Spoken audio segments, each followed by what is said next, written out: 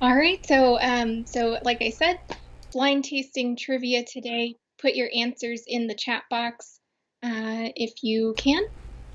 Let's go to the first question.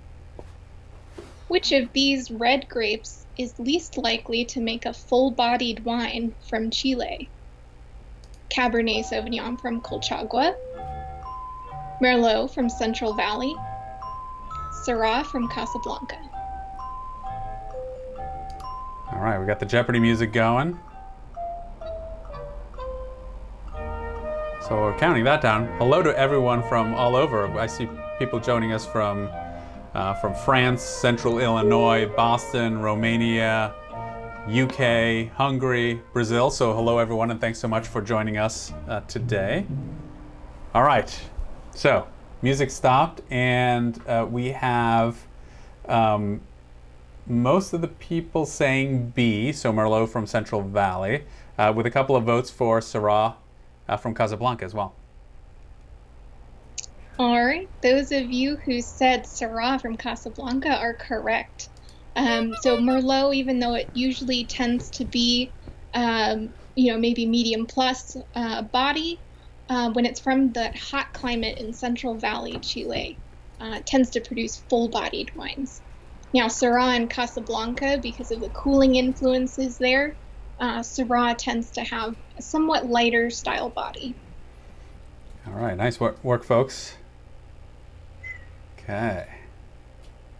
Which of these Rieslings would be least likely to show strong characteristic lime aromas and flavors?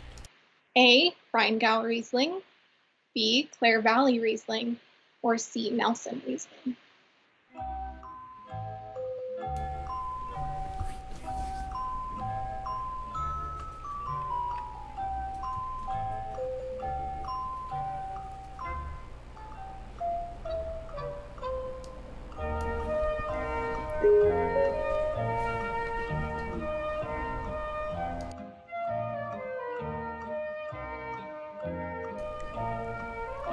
I'm clicking on it. Okay, the music has stopped, and we have answers coming in. Right now, mixed between Rheingau Riesling and Clare Valley Riesling. All right, those of you who said A. Rheingau Riesling are correct. Although you might get some lime aromas in Rheingau, you're more likely to get them as a very strong characteristic of the wine in Clare Valley Riesling, almost like a lime cordial. Nelson Riesling from New Zealand tends to have more of a fresh lime juice characteristic. Rheingau, you might get a hint of lime, but very unlikely. Those aromas are going to tend more towards lemon and stone fruit characteristics and green tree fruit characteristics. Okay. All right, which indigenous Greek grape variety has been said to resemble Pinot Noir on the nose and Nebbiolo on the palate? Is it A. Mavro Daphne, B. Aglio, C. Chino Mavro? Ooh, this one's a good one, Janet. This is a good question. You're getting photobombed by the cat. That's great.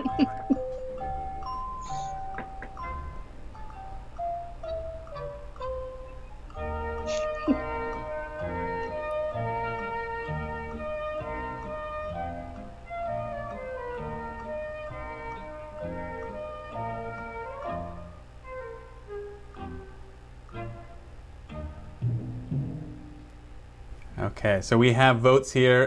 B and C seem to be the dominant answers people are selecting. All right, the correct answer is C. Chino Mavro.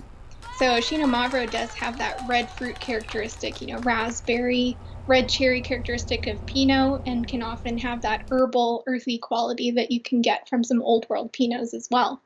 But the palate tends to show really high, really grippy tannins, the way that you can see in many of the Nebbiolo wines of Italy.